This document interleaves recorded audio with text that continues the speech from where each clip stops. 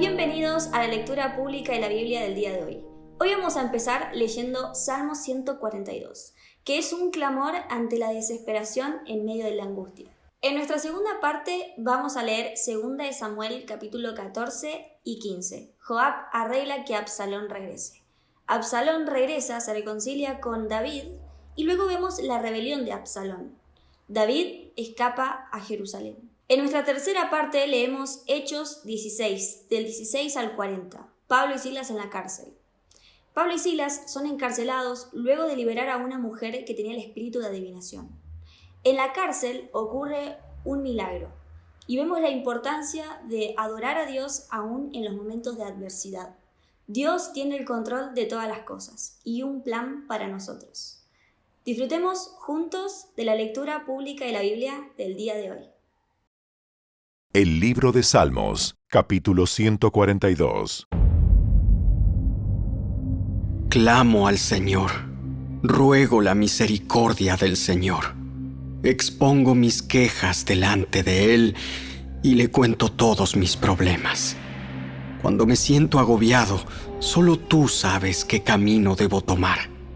Vaya a donde vaya, mis enemigos me han tendido trampas. Busco a alguien que venga a ayudarme, pero a nadie se le ocurre hacerlo. Nadie me ayudará, a nadie le importa un bledo lo que me pasa. Entonces oro a ti, oh Señor, y digo, tú eres mi lugar de refugio. En verdad, eres todo lo que quiero en la vida. Oye mi clamor, porque estoy muy decaído. Rescátame de mis perseguidores porque son demasiado fuertes para mí. Sácame de la prisión para que pueda agradecerte.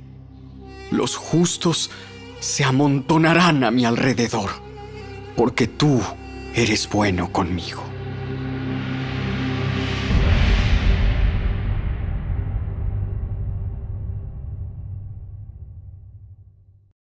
El segundo libro de Samuel, capítulo 14. Joab se dio cuenta de cuánto el rey deseaba ver a Absalón. Así que mandó llamar a una mujer de Tecoa que tenía fama de ser muy sabia.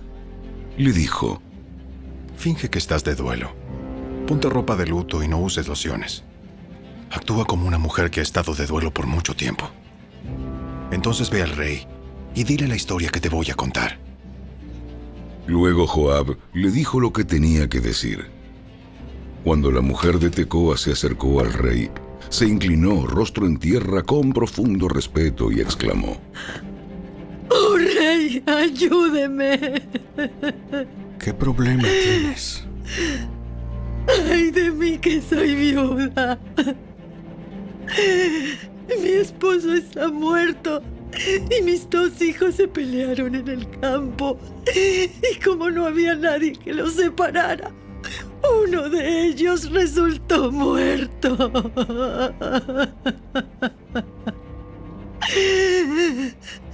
Ahora el resto de la familia me exige: entréganos a tu hijo y lo ejecutaremos por haber matado a su hermano.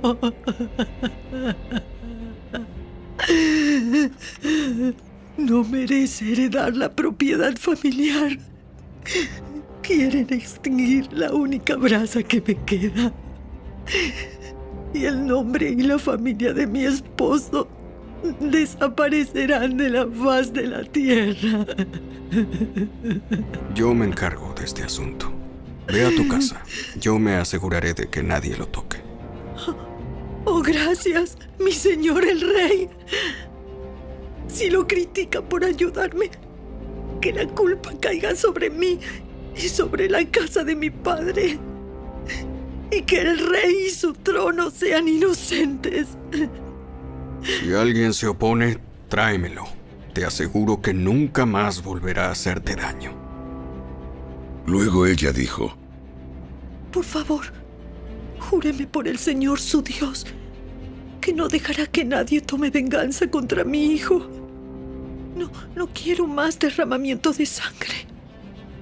Tan cierto como que el Señor vive, no se tocará ni un solo cabello de la cabeza de tu hijo. Por favor, permítame preguntar una cosa más a mi señor el rey. Adelante, habla. ¿Por qué no hace por el pueblo de Dios lo mismo que prometió hacer por mí?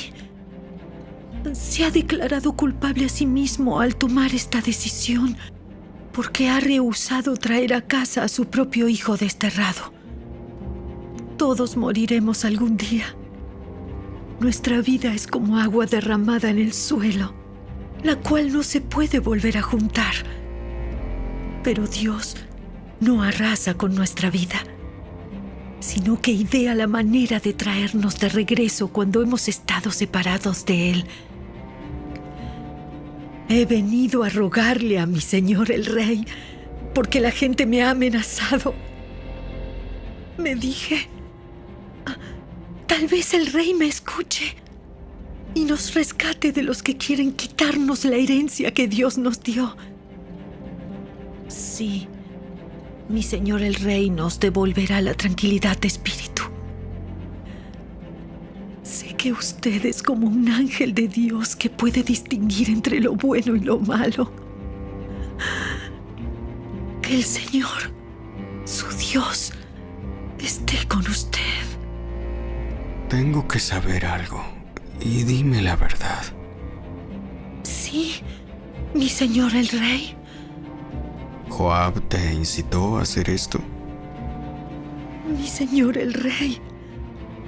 ¿Cómo podría negarlo? Nadie puede esconder nada de usted. Sí, Joab me envió y me dijo qué decir. Lo hizo para que pueda ver el asunto con otros ojos. Pero usted es tan sabio como un ángel de Dios y comprende todo lo que sucede entre nosotros. Entonces el rey mandó llamar a Joab y le dijo: Está bien.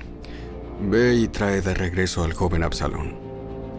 Joab se inclinó rostro en tierra con profundo respeto y dijo: Por fin sé que cuento con su favor, mi señor el rey, porque me ha concedido esta petición.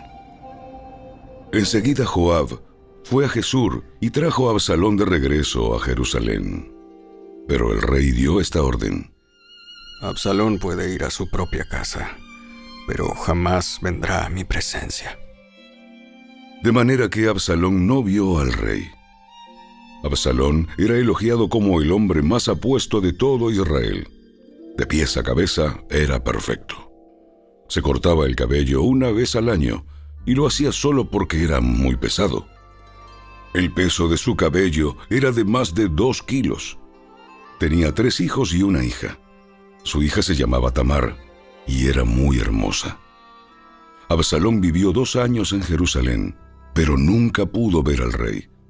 Así que mandó llamar a Joab para pedirle que intercediera por él, pero Joab se negó a ir. Entonces Absalón volvió a enviar por él una segunda vez, pero de nuevo Joab se negó.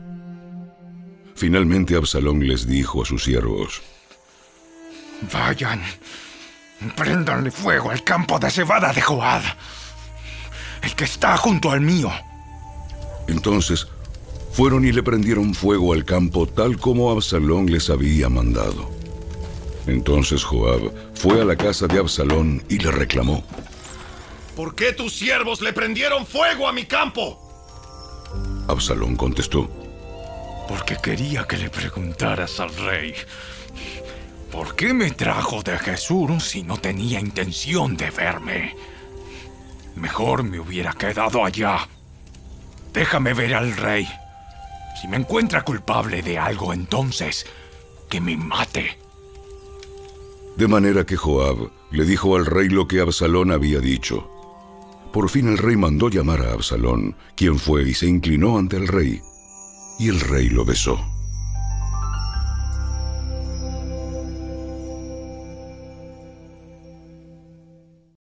El segundo libro de Samuel, capítulo 15. Después, Absalón compró un carruaje y caballos, y contrató a 50 guardaespaldas para que corrieran delante de él. Cada mañana se levantaba temprano e iba a la puerta de la ciudad. Cuando la gente llevaba un caso al rey para que lo juzgara, Absalón le preguntaba de qué parte de Israel era, y la persona le mencionaba a qué tribu pertenecía. Entonces Absalón le decía: Usted tiene muy buenos argumentos a su favor. Es una pena que el rey no tenga disponible a nadie para que los escuche. Qué lástima que no soy el juez. Si lo fuera, todos podrían traerme sus casos para que los juzgara, y yo les haría justicia. Cuando alguien trataba de inclinarse ante él, no lo permitía. En cambio, lo tomaba de la mano y lo besaba. Absalón hacía esto con todos los que venían al rey por justicia, y de este modo se robaba el corazón de todo el pueblo de Israel. Después de 4 años, Absalón le dijo al rey: Permítame ir a Hebrón a ofrecer un sacrificio al Señor y cumplir un voto que le hice. Pues mientras su siervo estaba en Jesús, en Aram, prometí que le ofrecería sacrificio al Señor en Hebrón si me traía de regreso a Jerusalén. Está bien. Ve y cumple tu voto. Así que Absalón se fue a Hebrón. Pero mientras estaba allí, envió mensajeros secretos a todas las tribus de Israel para iniciar una rebelión contra el rey. Tan pronto como oigan el cuerno de carnero, deben decir: Absalón ha sido coronado rey en Hebrón. Absalón llevó consigo a 200 hombres de Jerusalén como invitados, pero ellos no sabían nada de sus intenciones. Mientras Absalón ofrecía los sacrificios, mandó a buscar a Ahitofel, uno de los consejeros de David que vivía en Gilo. En poco tiempo muchos más se unieron a Absalón y la conspiración cobró fuerza. Pronto llegó un mensajero a Jerusalén para decirle a David: Todo Israel se ha unido a Absalón en una conspiración en su contra. Entonces debemos huir de inmediato, si no será muy tarde. Apresúrense. Si salimos de Jerusalén antes de que llegue Absalón, tanto nosotros como la ciudad nos salvaremos del desastre. Estamos con usted. Estamos con usted. Haga lo que mejor le parezca. Entonces el rey salió de inmediato junto con todos los de su casa. No dejó a nadie, excepto a 10 de sus concubinas para que cuidaran el palacio. Así que el rey y toda su gente salieron a pie y se detuvieron en la última casa a fin de que los hombres del rey pasaran al frente. Había 600 hombres de Gat que habían venido con David junto con la guardia personal del rey.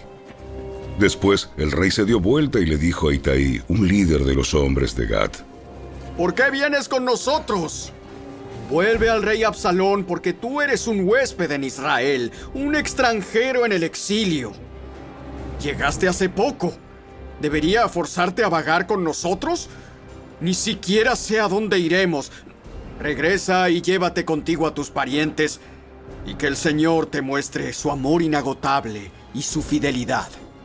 Pero Itaí le respondió al rey: Juro por el Señor y por el rey que iré donde quiera que mi señor el rey vaya, sin importar lo que pase, ya sea que signifique la vida o la muerte.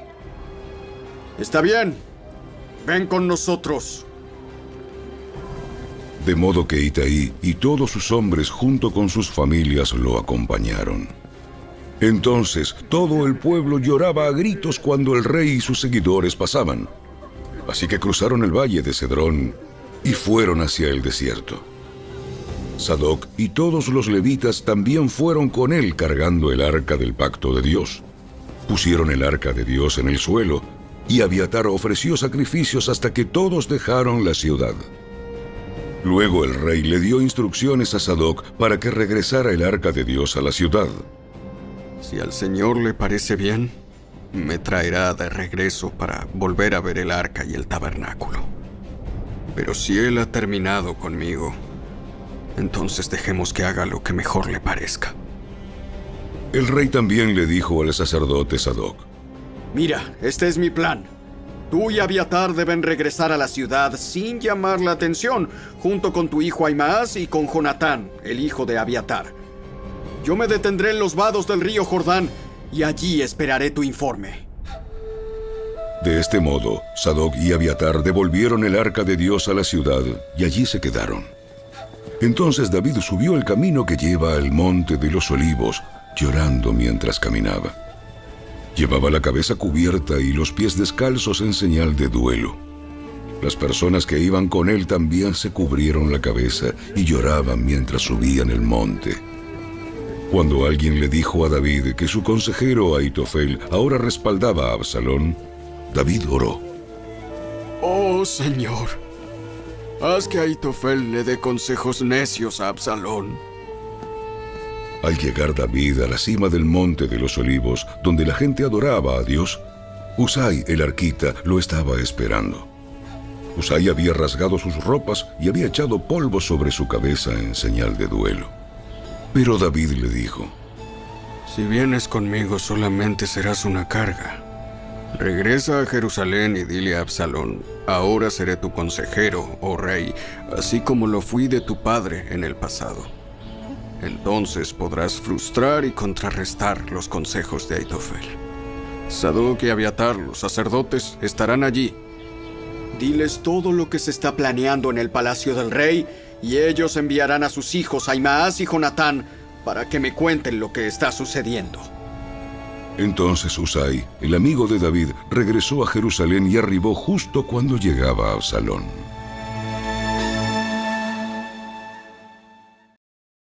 Los Hechos de los Apóstoles, capítulo 16.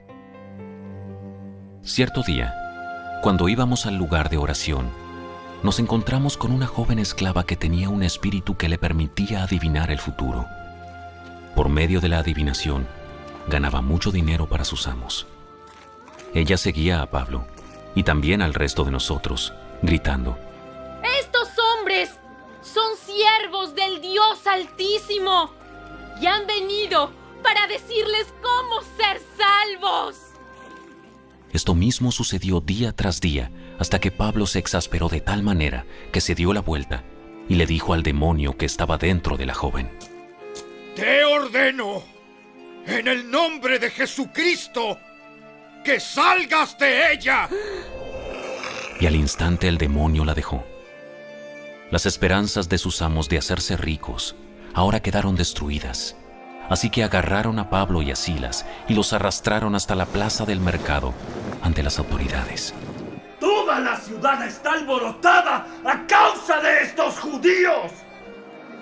Enseñan costumbres que nosotros, los romanos, no podemos practicar porque son ilegales. Enseguida se formó una turba contra Pablo y Silas, y los funcionarios de la ciudad ordenaron que les quitaran la ropa y los golpearan con varas de madera. Los golpearon severamente y después los metieron en la cárcel. Le ordenaron al carcelero que se asegurara de que no escaparan. Así que el carcelero los puso en el calabozo de más adentro y les sujetó los pies en el cepo. Alrededor de la medianoche, Pablo y Silas estaban orando y cantando himnos a Dios, y los demás prisioneros escuchaban. De repente, hubo un gran terremoto y la cárcel se sacudió hasta sus cimientos. Al instante, todas las puertas se abrieron de golpe y a todos los prisioneros se les cayeron las cadenas. El carcelero se despertó y vio las puertas abiertas de par en par. Dio por sentado que los prisioneros se habían escapado, por lo que sacó su espada para matarse. Pero Pablo le gritó: ¡Detente! ¡No te mates! ¡Estamos todos aquí! El carcelero pidió una luz y corrió al calabozo y cayó temblando ante Pablo y Silas. Después los sacó y les preguntó: Señores, ¿qué debo hacer para ser salvo? Ellos le contestaron: Cree en el Señor Jesús y serás salvo, junto con todos los de tu casa. Y le presentaron la palabra del Señor, tanto a él como a todos los que vivían en su casa. Aún a esa hora de la noche, el carcelero los atendió y les lavó las heridas. Enseguida ellos lo bautizaron a él y a todos los de su casa. el carcelero los llevó adentro de su casa y les dio de comer. Y tanto él como los de su casa se alegraron, porque todos habían creído en Dios.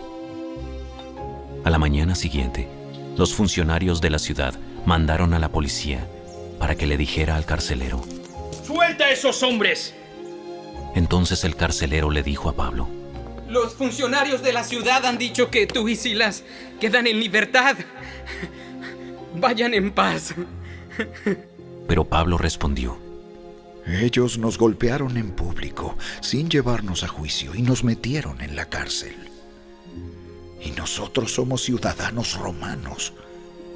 ¿Ahora quieren que nos vayamos a escondidas? De ninguna manera. Que vengan ellos mismos a ponernos en libertad.